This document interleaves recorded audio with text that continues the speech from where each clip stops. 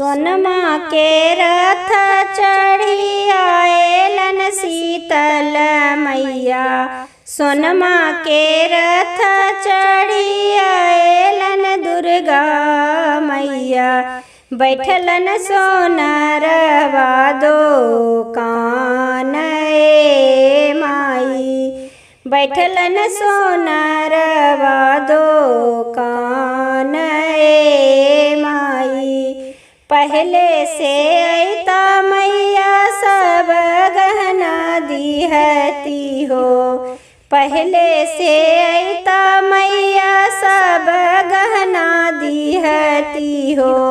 सब गहना गईले बिकाइए माई।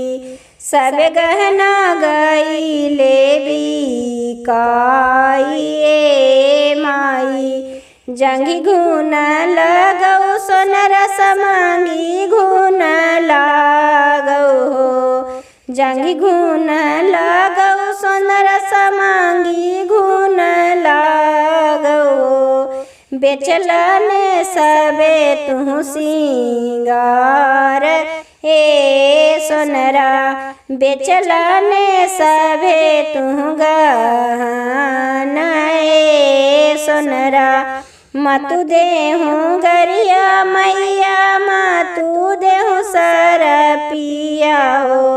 मतु देहूँ गरिया मैया मतु देहूँ सरपिया हो। बनाइब ने तोहरो गहना माई।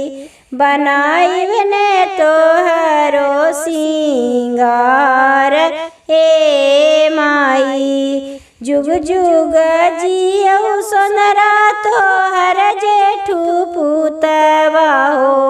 जुग जुग जियौ सोनरा तोहर जेठू बेटवा हो।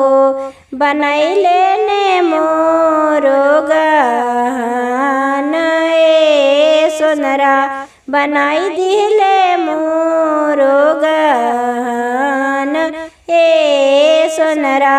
सोनमा के रथ चढ़ी आएलन काली मैया।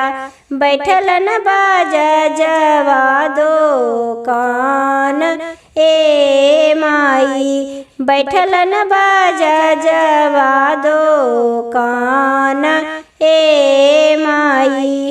इस वीडियो को देखने के लिए बहुत बहुत धन्यवाद। अगर आपको मेरे गीत संगीत के वीडियो पसंद आते हैं तो चैनल को सब्सक्राइब, वीडियो को लाइक और शेयर जरूर करें।